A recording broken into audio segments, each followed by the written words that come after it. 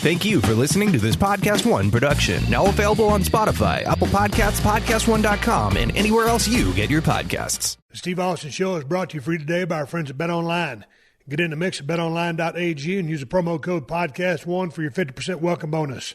BetOnline, your online sportsbook experts and exclusive partner of PodcastOne Sportsnet. PodcastOne presents the Steve Austin Show Classics.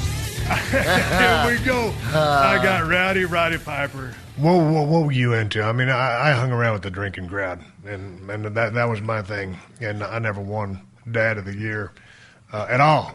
And I'm still trying to build a relationship with my girls to this day. Yeah. And a period of time where I was always gone, and when I was home, I was gone as well.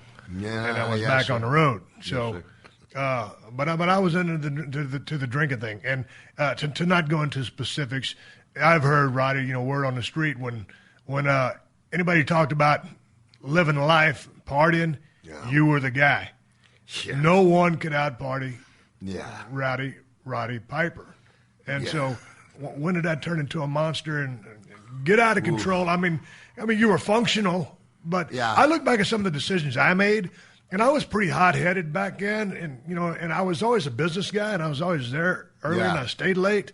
But it's a different animal to deal with.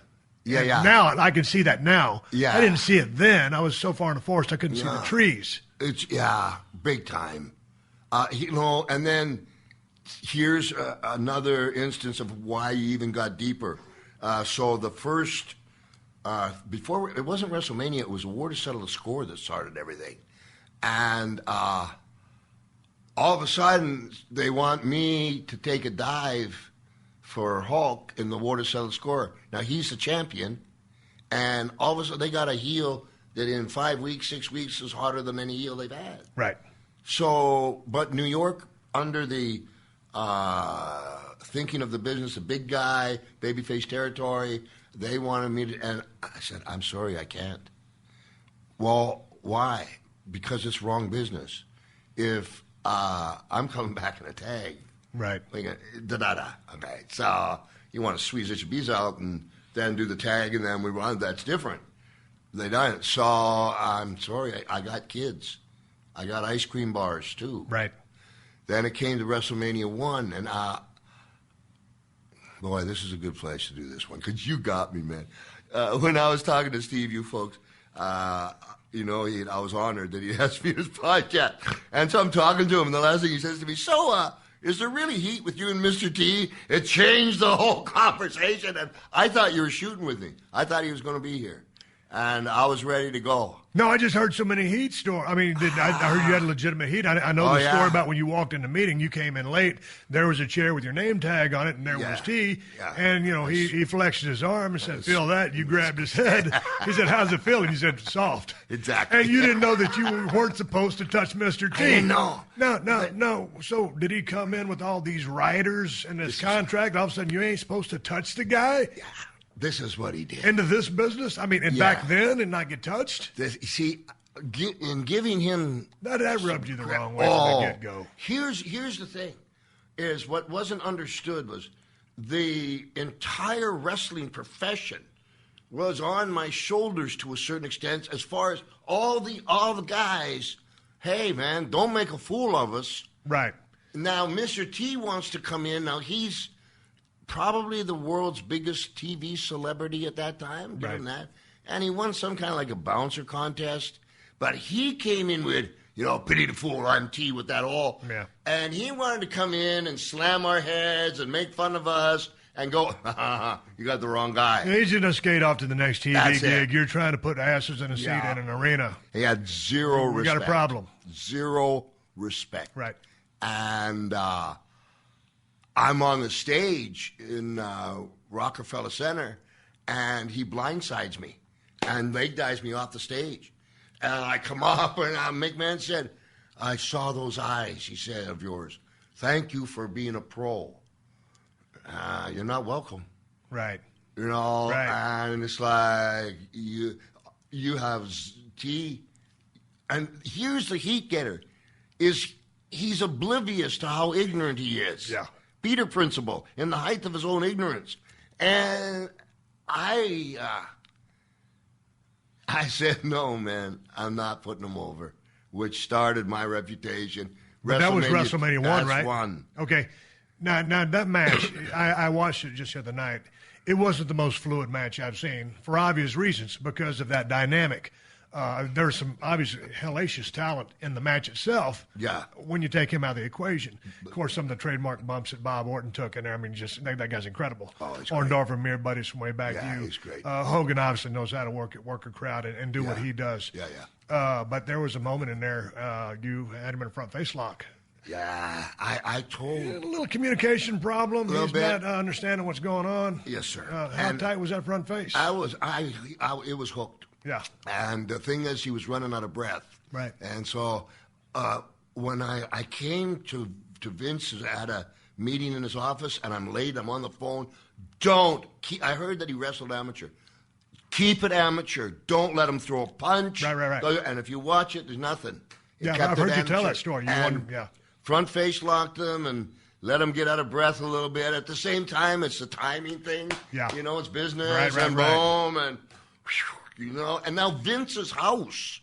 Vince put his house up. Yeah. Here's something that I've never circled around much here is, hey, there was a responsibility on my shoulders and everybody else who was Orndorff, Orton, Hogan. They're all great. But I got a guy that's putting his house up. That means something to me. Right. I got to make this work. Right. And sometimes I don't think Vince realizes what we had to do to make that work. Right. It was really difficult. Right. And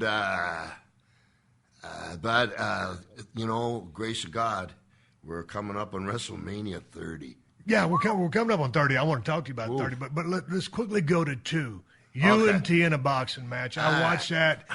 It was what it was, and you have hands. You have a boxing background from your days at the Y. Yeah. It was horrible. I tell you, it was horrible. Yeah, we're two guys. We're on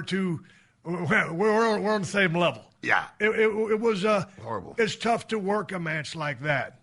You can do your best. You can do your best to get through it. Here's what happened. Hard to tell a great story. Hard to tell a great story, man. You got to have somebody to tell a story with. Here's what happened. McMahon took me off the road and threw me in a camp in Reno with Lou Duva, Tyrell Biggs, Sprinks, Braxton, Tyrell Biggs, Holyfield, etc. And all of a sudden, 6 weeks, how did I get here? Right. I'm dying. And so now it comes time to get in the ring, and this is what they do to me. Because I'm waiting for a high sign. I told Vince, go for it if you can. This is what they did to me. They had me make a fist, and then they taped up my fist. I heard about that. And then they put my fist in the glove. Right. Now, the commentating, Vince and this lady had no experience at it. Zero. It was really bad. So anyway, so now I'm needing T. This is what's going through my head. I'm going, I want to take this guy out, but if I take him out, what's Vince? What is Hollywood? What's consequences? What's the exactly? But if I can get him to do anything, hit me with an elbow, did anything, right. I can justify it, right? And Vince isn't giving me nothing, right, or anybody else. So I'm in the ring with this guy, and they wanted one. Go ahead, sir. No, I'm just to go into to that big of a match. Oh, second WrestleMania, and to really give me have almost full creative, but no creative. Yes, you're boxed in, and now they want me to get at least knocked down by T. Right. Okay, so I'm not sure. Maybe the second or third round. I can't remember. But all right, and what I was going to do was T was going to left hook me, and I was going to go through the ropes onto the floor. Yep. So I'm getting around to that piece of business, and all of a sudden I realize not only do I have thumbless gloves on, my fists I got. You can't hook the rope. I can't hook the rope, and I'm kind of looking, and I'm I don't know 7 to 10 feet. Yeah. And it's coming. Yeah. And here we go. And I just went for it. Well, he missed the left hook. Are you kidding me? You missed the punch, and I'm in flight. Okay. And I got back up in the next round. I took the stool, and I threw it at him as hard as I could. Dude, you chucked that thing across the ring with force. That was a shoot. Yeah. Okay. And it took a hunk of meat out of him. And it was like and again, we're taught, if I got a problem with somebody, figure it out in the locker room. Right. This is business. Right. That's beat into me. And you know what? I just, I can't remember, slammed him or something and get out of it. It's one of my most shameful moments. Hey, man, you guys were on fire. You just shift gears, but you guys were on fire in the NWA. I mean, down in Crockett. And things were on fire. We'll talk about the dog collar match next time around. But I want to go back to where the business was as far as the lifestyle and selling tickets, because you guys had lit it up down there. NWA was on fire. Yeah. You get the call. You go to WWF, the big show. Yeah. And, obviously, when I came up 10 years behind you, WWF was always the big leagues. I think back then, pretty much almost the same ball game. Yeah, Charlotte was big. Atlanta was like worldwide. Yeah. If you did. But, it ended up being, WWF's the big leagues. So then Absolutely. you go there and, you have Hulkamania running as wild as it's running. You're obviously a gigantic part of that. So you guys are doing crazy business. Yeah. Like what was the mindset? Because you Orndorff, who's a friend of mine, my old hunting partner from my South Georgia days. I love him. I Oscar. love Paul, too. Yeah. Oscar the Grouch. He is a grouchy guy in the mornings. And Bob Orton. Bob Orton's one of my favorite workers of all time. Yeah. So did you guys, you said you like to travel or sleep by yourself in your own hotel rooms, but you guys had been traveling together. Constantly. How was that? Three cool cats that were on the same page going down the road together. I'll tell you, as wrong as this may sound, I'll tell you what we finally had to do. There was like Bobby Orton, Morocco Fuji. Yeah. We brought Bret Hart into it. Myself and Adrian, and a couple names that kind of what we finally had to do, because there was so much trouble, is every night somebody would pick surrender their room, and in that room, anything you wanted, but don't try to leave because we're all going to stop you. Right. And talk about some wrestling philosophy and whatever's going on, drinking a beer or whatever. 4 or 8 hours, the sun's coming up. Let's have another one. But if you tried to leave the room, we would all snatch you. Yeah. And if you caught that bad, that was our only way that we could figure out. And we were all trying to be dads, too. And save our holy God. But the sessions then. Yeah. The knowledge. Right. Holy cow. It was, you can't get it anymore. But knowledge like that with the roster, the guys you just named. Oh. But once you guys are getting lit up and everything's going on, you have a very dynamic personality. I can only imagine that magnified maybe 100,000 times. Along with some very salty cats in their own right with a Mr. Wonderful, who I spent lots of time with. Yeah. Those ingredients in a room, Jesus Christ, had there been a camera rolling for some reality. Holy cow, baby Jesus. So once you got into a certain area, you're talking 4 to 8 hours into the night, and I was always kind of one of those guys that loved to be around the guys for a while. Yeah. Then I kind of like to do what I call my power walk and do my own thing.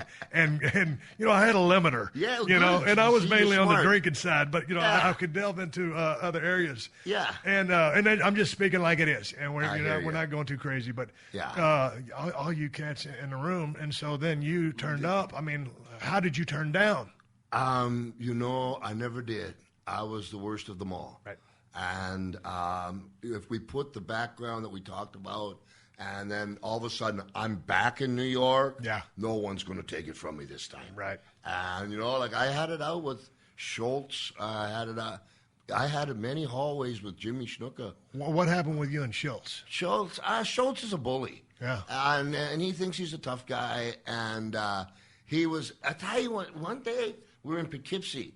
And in the hallway, I hear this screaming, and Hogan's down on his tummy, and Schultz is riding him and, kind of cross-facing him and screaming, "What are you going to do now? What are you going to do now?" The truth of it is, because of the hallway, Hulk couldn't get his arms out, right? Right. And he's making a big scene. Right. Yeah. He's got it, and he wants to brag it.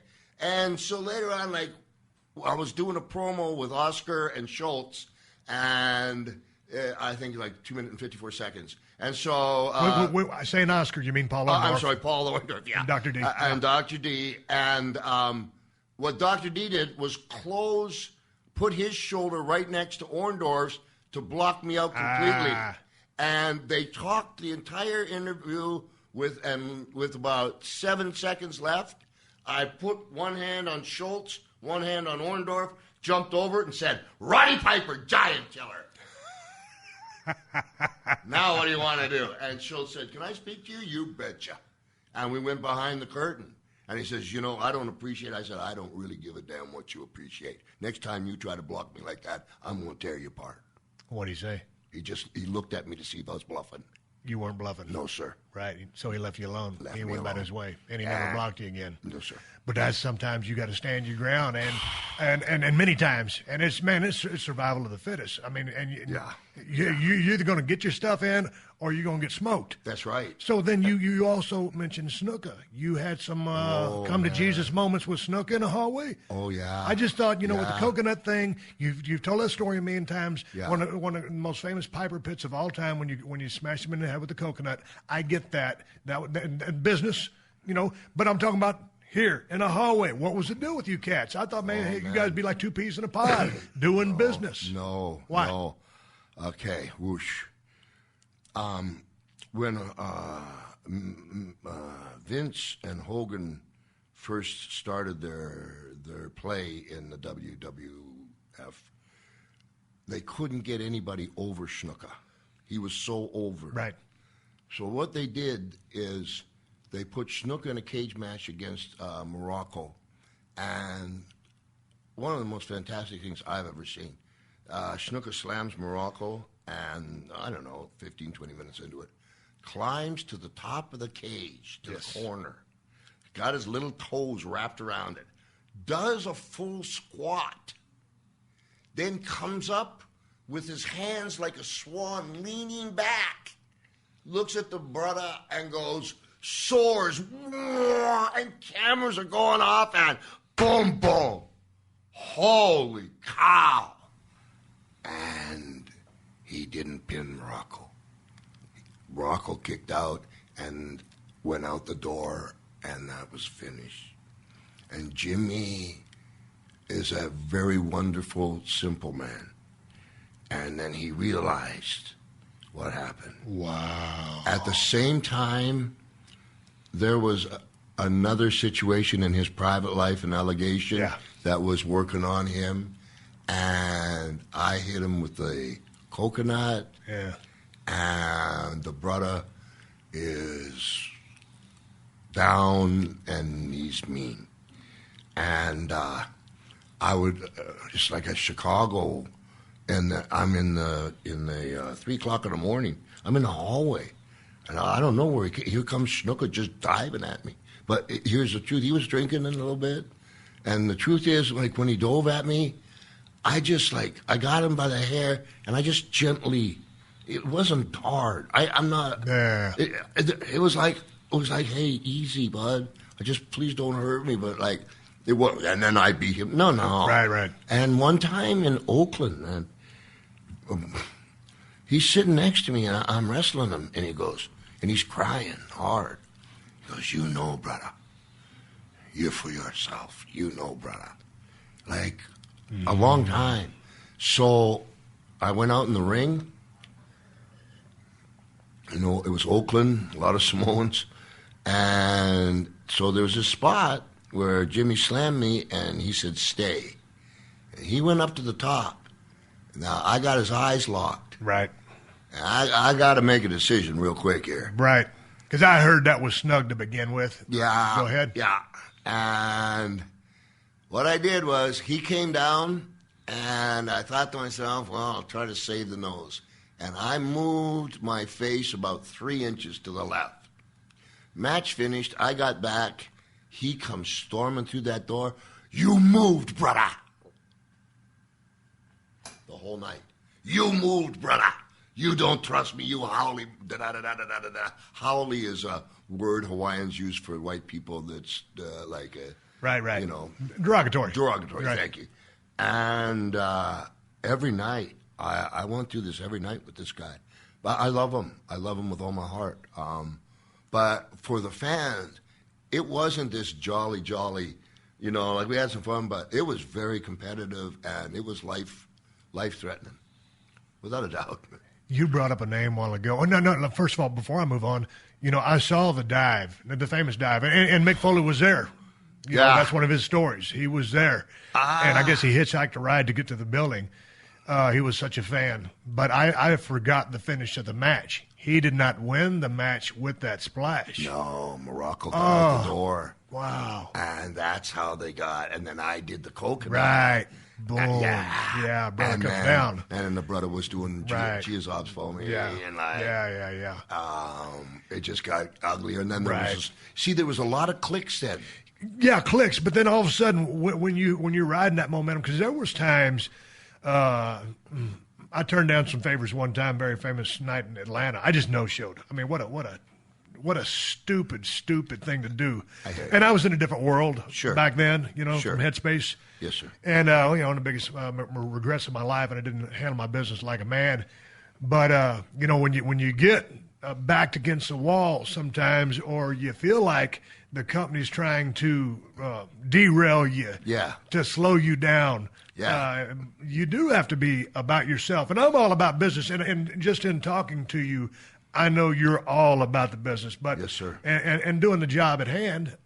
But it's like when Hayden, no sir, for Mr. T, and you know, I had the whole wrestling industry in my lap. I couldn't let him make a fool. You're out of repping us. the boys. Yes, and he's gone, and I. As mad as everybody, I can't do it, guys. Right. And this is why I was taught, you know. And my reasons didn't amount up to yours, but you mentioned a name a while ago who's one of my favorites of all time, and the match that you had with Adrian Adonis, going back to the eye pokes. I loved Adrian's work. Holy cow. I loved his work as a heel. Yes, he was and great. you were the babyface at the time, and I think y'all's styles, y'all's chemistry, to me, and this is just talking from a veteran's eyes and a fan's standpoint, just said those guys had crazy chemistry. To me, I'm just guessing you loved working with Adrian Adonis. He thought I was his brother. When we were in L.A., when we were 22 years old, we were called the 22s. I had to pull him off Mil Mascaras, stretching everybody. And he was an orphan. And so Adrian was a tough cat. Oh, yeah. Yeah. Oh, yeah. And he'd come up to me. You know, he looked horrible. Big boy, and God bless him. He'd be in the gym. How do I look, Spikes? How do I look? Yeah. You look great, 80. Yeah. I mean, eat more tuna fish or anything you want. Right. But performing fool came from, I think it was either Rochester or Buffalo. Came from a little bit of a mobbish background. Right. And he loved me. He saved me a couple of times. But the one big time, we were in Poughkeepsie, and I was having issues, and it was hot. And he says, come here. He says, you know what's wrong with you? He says, you need to buy a house. Put your kids in it. I'd never had a house. Wow. I didn't understand. You living in Portland at the time? No. Where? I was living across from the Woodbridge Shopping Center in New Jersey. And I'd never had a home. Right. I still don't understand. My children, I made sure that they were raised more. But I don't have a place I grew up. I don't have, and so I don't know. So what happened? So I bought a home, right? And all of a sudden, you're what? Again? Yeah. 4 kids, really, Kitty? Right. It's the water. I'm not home that much. And that's thanks to Adrian. He's the last funeral I went to. I did the eulogy at his funeral. And, his wife was there. And I always used to tell Adrian, I still do to the guy, but I say, hey, I love you. And I meant it. And, he'd say it back to me, and she'd go, like, what's wrong with you guys? Yeah. And then I remember Adrian and I were talking one time, 80, and we were just talking, and he says, yeah, Pipes, when I die, I want him to throw a party. I want him, and I'm doing the eulogy, and it comes to my mind, and I said it, and the casket was closed, and the family was draped off, and from the lady, a sound of pain I can't mimic. Right. Oh. And then she came over to me, and she said, now I know why you guys said that. Right. And even when Adrian was doing the flower shop, he had the mini pearl hat with the price tag, big old dress on. He's the only guy that can go in drag, and it's just not in drag. Right. I don't know how to say that.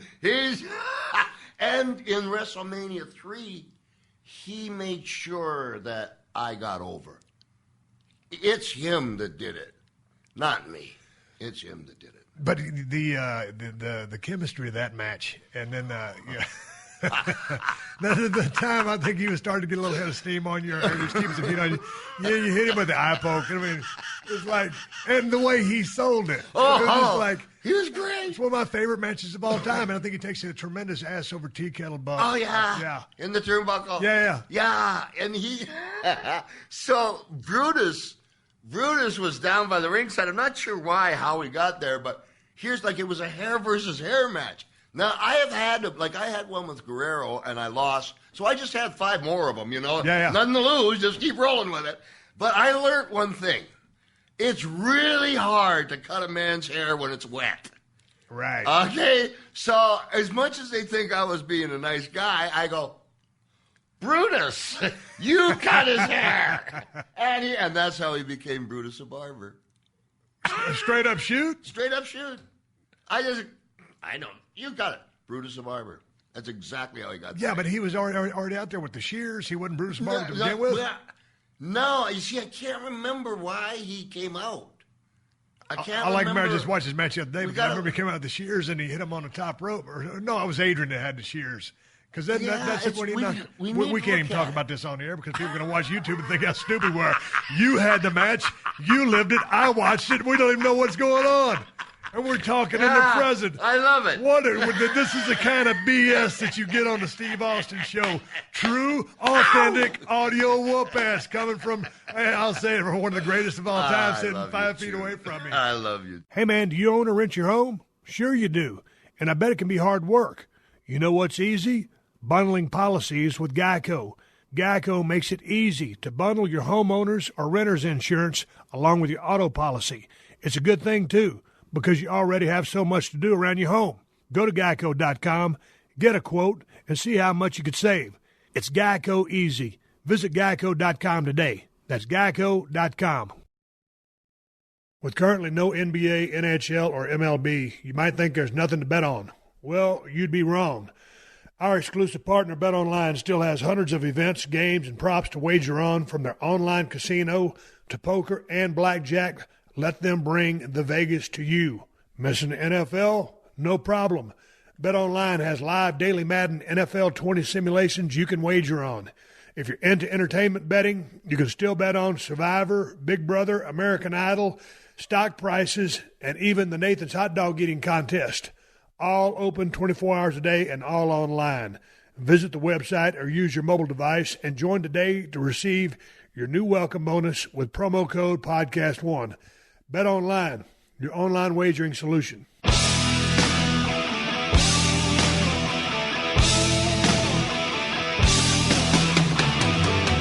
right, here we are, continuing my conversation with Roddy Piper, the one and only Hot Rod. Roddy, I want to do something but before we kind of bring this thing on home. Yeah. We were talking about, you referred me to a video on YouTube. It's called Off the Top Rope. Thank you. Now, I want you to talk about this just real quick because we're going to play, it's about a 4-minute video. Yeah. And you said, hey, Steve, can we play this on the show? And I watched it, and it's such a special motivational video for people who are fighting cancer. Yes, sir. And so, it lends itself to being a video. But as far as audio goes, I thought we'd play a minute clip of it and then let you explain to it. Or do you want to throw to it? I'll throw to it. Okay, go. I'm a cancer survivor, and Bruce Springsteen's band, the E Street Band, it's called Light of Day, and I performed in Niagara Falls and Toronto for Parkinson's and for cancer. And I wrote this song called Step Off the Top Rope. I always have people, how do you? And sometimes you don't know, but you just got to go. Like Babe Ruth was one of the biggest home run hitters, but he struck out the most too. Right. And you got it in life. And so I went with some of these musicians, and then I performed it. And actually, I don't know if you'll get to it, so I'll say here's too, Steve. So like unbelievable musicians, right? And it comes to Rod's time to sing, and they all stop. It's a cappella, right? Really? Do you do that with Bruce too? Anyway, the things are, I've been up all night in this hotel room.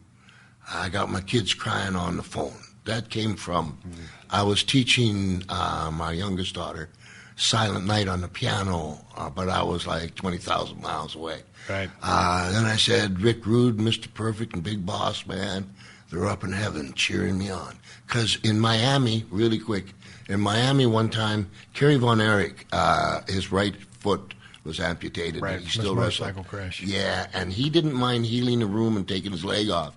We went to a room one time, and for some reason, Kerry and I on the 8th floor went out and stood on the ledge. The window slammed shut. We're smoking a joint, looking. No, that's fine. Yeah, well, I don't know. I can remember having to push back on the glass because the wind was so strong. Right. And you leave your door open for room service because you're too lazy. And here come Big Boss Man and Kurt, Mr. Perfect, down to have a beer, and they saw us and they pulled us in. I'm the only one alive. And so that, I've been up all night in this hotel room. I got my kids crying on the phone. Rick Rude, Mr. Perfect, and Big Boss, man, they're up in heaven cheering me on. And this song's for you folks. People say with cancer, I don't have a magic answer other than I don't know how to quit. And that's what this song was for you. And here it is.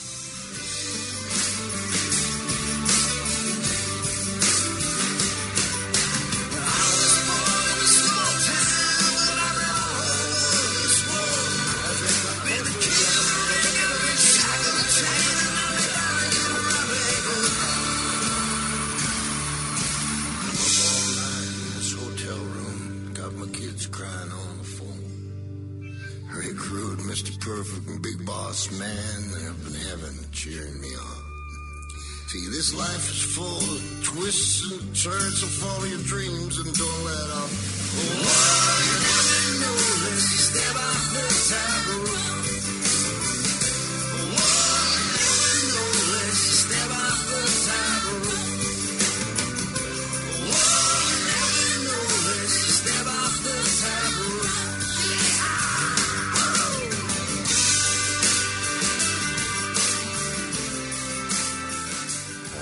Thanks for doing that. Yeah, you got it, man. Appreciate it very much. But the message there. Yeah, you gotta take a swing. Take a swing. You ain't doing nothing sitting on the sideline. No shit. Yeah. No kidding. Get in the game. Yeah, you got to get in the game. And I know, like there's huge autographs lines for you, and I'm sure it's the same. Like you'll get like 3 or 4 generations from the same family, and they're watching you on TV and they're bonding. It's not really us, but that. And it's like I think a doctor delivering a baby. They're so precious and they're so giving. Never cut off a line. You gotta say hi to them. Yeah, you gotta say hi to everybody. Yeah, that's old school. Yeah. Yeah. And hey, man. So, and wrapping this up, you beat cancer. Yes, sir, Wolf. It's an ongoing thing. You keep going. My dad is a 10-year cancer survivor, and every year he goes for his medical, his physical. Yeah.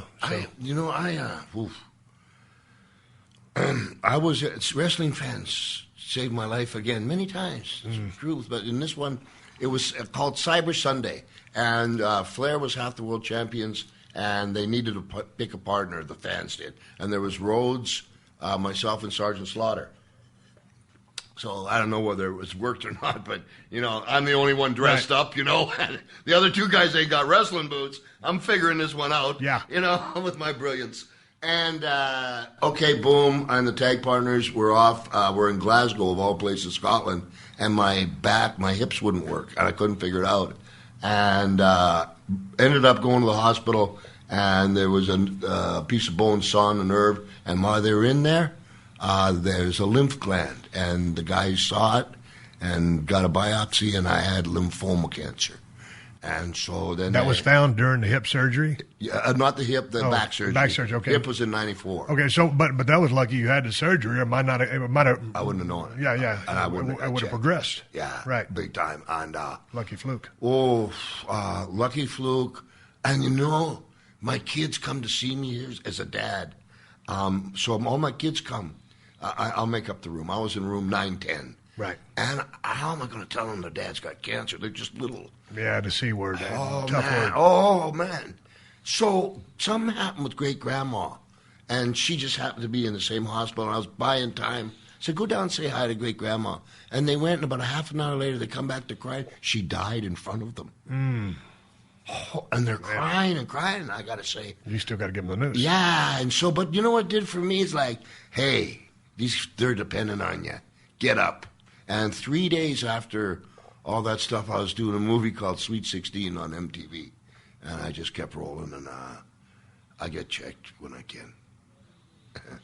So right now, you're on Twitter, Roddy, R_Roddy_Piper. Yeah. And your website is? RowdyPiper.com. And hey, you had the Rod Pod going back in the day. Are you going to get the pod going back Thanks. again? I love you. I love you so much. See, this is for you folks listening.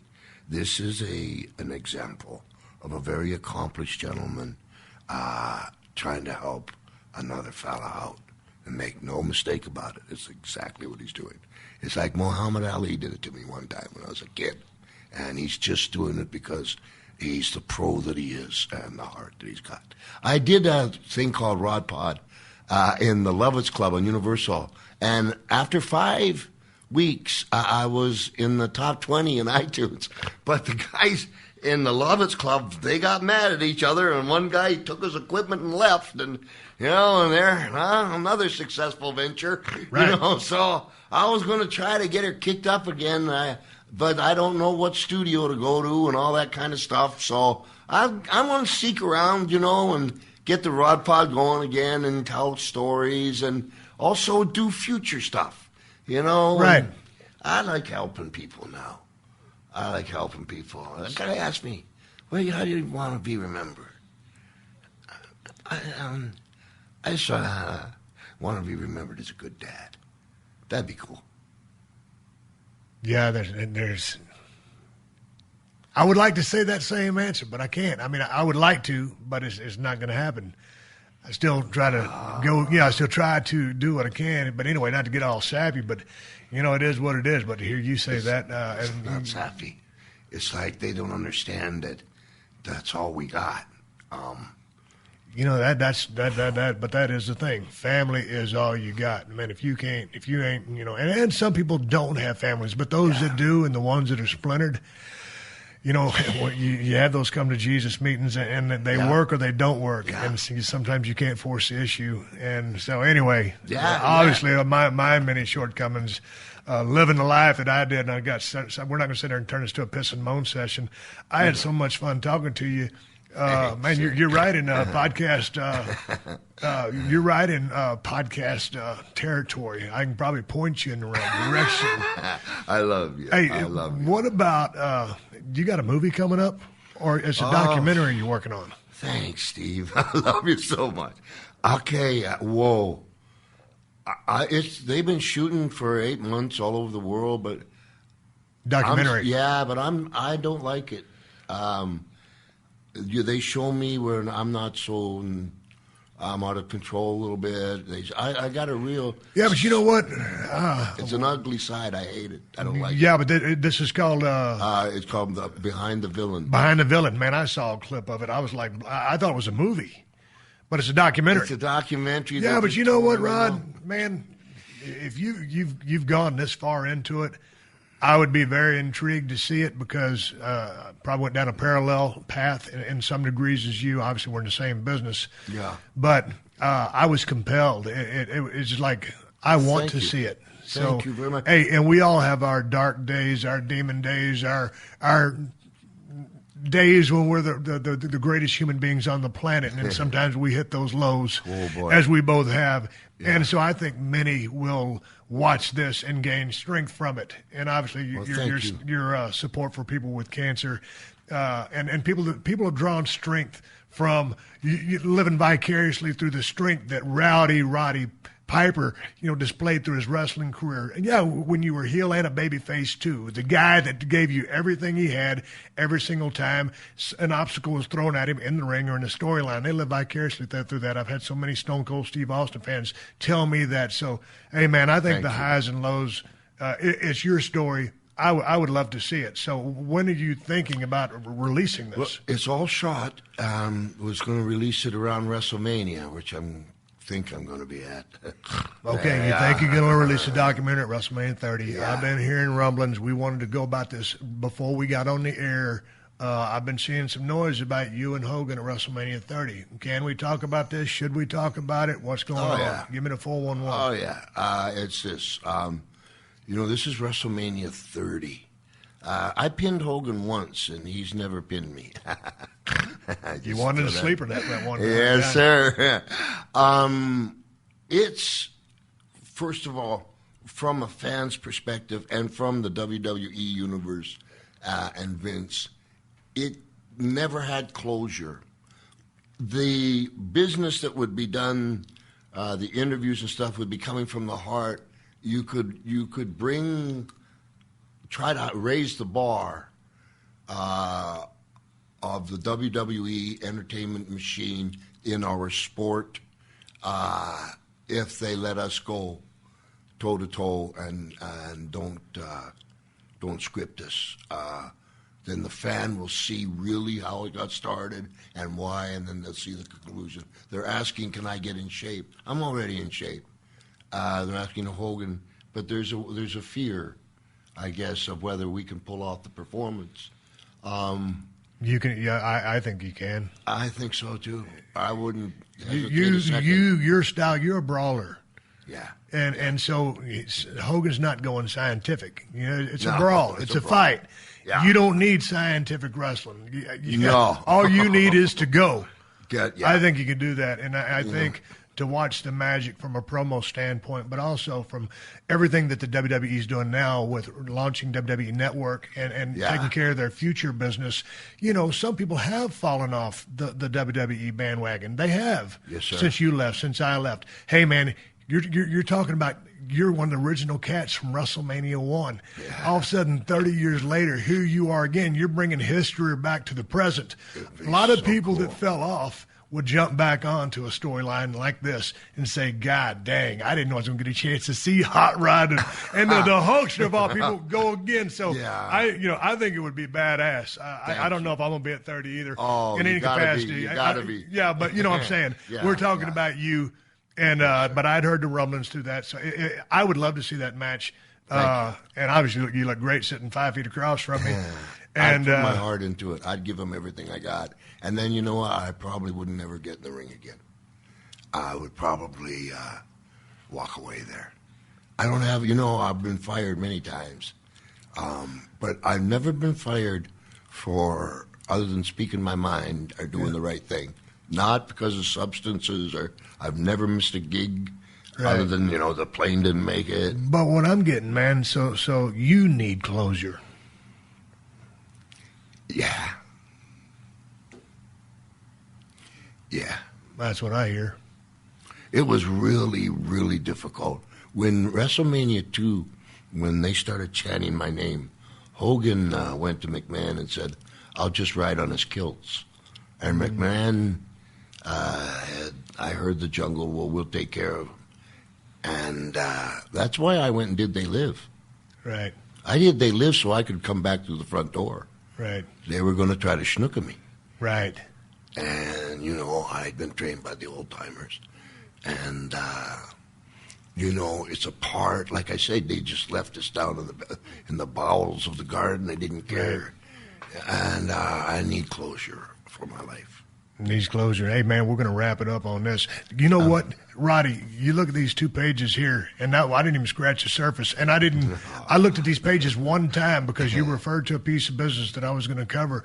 So I would love to have you back anytime you're in L.A. Just give me a yell because we covered so much, but we didn't cover nothing. I'm very honored. Yeah. You're a great guy, Steve. No, I appreciate you coming down here to be on the show. You're a great guy, and you're good for the business. I like the man that you are. No baloney. I like the man that you are, and I like what you stand for, because you know what, you're real. And I just for you guys out there that are trying to learn the business, I say the same thing to all. Wrestle with your heart. Put your heart there. Be yourself. Everybody else is taken. Yeah. And Steve Austin, he gives you his heart. And he's from Texas, and I think you're wonderful, and I'm honored to be on here, and would be on any time with you, man. Nice. You probably are. Thank you, man. You heard it from him. He's coming back. I'm going to take a quick break and come back and wrap this thing up. I've been talking to Hot Rod, the one and only Roddy Piper. It's been a real good day at the office. I'm coming right back. Yeah, I love you too, man. Thank you, Roddy. Oh, I love you. Thanks, man. All right, everybody, that wraps up my conversation with Roddy Piper. I'll tell you what, you talk about a hell of a story. That is a story of paying dues, not just in the wrestling ring, but in life in general. And it was so interesting talking to Roddy. A face-to-face conversation is what, I wish I could do on every single show, but that's just not the way it happens. But sitting 5 feet from Roddy and just watching the expressions on his face as he kind of talked about some of those hard times and feeling the emotions across a table of some of the pain that he was reliving and, some of the things that got him riled up and put that chip on his shoulder. It was I got to thank him. I can't thank him enough for being so honest, so candid, and so open for sharing as much as he did with us. I certainly didn't think the conversation would get that deep. I have the utmost respect for Roddy Piper, what he was able to accomplish in the ring, and his ability to make you love him as a babyface, to make you totally revile and hate him as a heel, which is what he loved being. He loved being a heel, much like myself. I just think there's so much more creative freedom and liberty in being a heel. But anyway, Roddy was one of the greatest of all time. And I tell you what, that guy could piss you off at the drop of a hat as soon as he wanted to. And there's just something about it. And I think, even just talking to him and then watching him leave the room, I mean, he still carries that chip on his shoulder. And I think that's why, Roddy sets his goals, his sights so high and works his ass off to this day. But certainly a game changer and a guy who probably didn't get enough credit back in the day when Hulkamania was running wild. But when they had Wrestlemania 1, had it not been for, the abrasive, heat-seeking nature of Roddy Piper, I don't know that they could have pulled that off as successful as they did. And, Hogan was certainly hot, but he was going to get hotter as the years would go by. So it wasn't like Hulkamania was in full effect. This was WrestleMania 1 and was the launching ground for, Vince McMahon proved a lot of guys wrong. And obviously now as we go into WrestleMania 30, I don't think that Piper gets enough credit for being the performer and the character and the personality is a better description that he was. And so the Piper's Pit, some of the most entertaining segments in the history of pro wrestling. That's right, pro wrestling. So anyway, and it was funny just to sit here and talk to him because this is the longest I ever talked to Roddy. And like he stated at the beginning of the conversation, he really didn't know anything about me. He saw an interview I conducted with another guy and said, hey, Austin actually paid some dues. Austin kind of been down a parallel road that I've been. And so, it kind of he developed a little bit more respect for me because he realized that I came through on the back end of the territory days and that I wasn't handed a career on a silver spoon. So anyway, talking to the man eye to eye, face to face is truly an honor and a privilege. again, thanks to Roddy for coming in here and dropping so many great stories. And I hope to have him back. And we'll talk about more things and ribs and shenanigans on the road and dissect a few matches. That all depend on Roddy Piper's schedule. Before I leave, pay my respects to Mae Young. Mae Young recently passed away. And I'll tell you what, we used to always go to Monday Night Raw, and they'd bring Mae in with the Fabulous Moolah, and they'd be doing some kind of gig or something like that. That was always fun. And Mae Young always had a smile on her face, as did Moolah. She's one of the nicest ladies I've ever met in my time in the business of professional wrestling. And she just absolutely loved everybody and was such a sweetheart. And she paid some heavy-duty dues herself way back in the day. Women's wrestling. You talk about a wild frontier. Those ladies really had a hard road, and she was one of the original people who breaking into business. She holds the distinction of being the only professional wrestler to wrestle matches in 9 different numerical decades, having her first match in 1939 and her last match in 2010. And she made so many contributions to the business. Mae Young, it was just a pleasure every time I got a chance to see you and give you that big hug. Rest in peace. And with that being said, don't forget to rate and review the Steve Austin Show on Apple Podcasts and tell your friends to check us out. If you want to reach me here on the podcast, send an email to questions@steveaustinshow.com.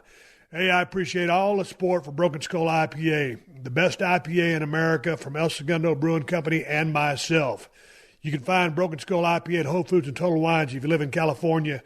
If you don't live in Cali, check out the ElSegundoBrewing.com website because they will have the location nearest you. We're now in 7 states. We're all over the East Coast, and we finally made our way into Texas. Nevada, I'm trying to bring Broken Skull IPA up here as well. Thanks, everybody, for the support of my favorite beer I've ever drank, and I had a big hand in creating. Hey, man, I want to say one more thank you to all the fine sponsors of the Steve Austin Show, especially BetOnline, Geico, Rocket Mortgage. That's how I'm able to do this podcast for you twice a week for free. Please support them because they support us. If you need more info, check out the show description to this episode for details. Everybody hang in there. Stay safe. Let's get through this. And that's the bottom line, because I said so. My chump ass is Steve Austin. You can follow me, Steve Austin BS, on Twitter. And now that I've said all that, I'll catch your ass down the road.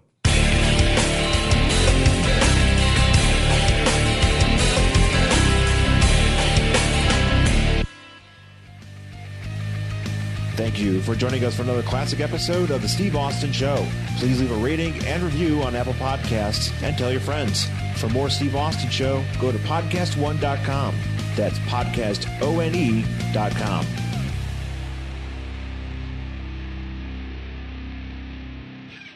Hey, I got a new podcast coming. It's called Theory. Don't you know?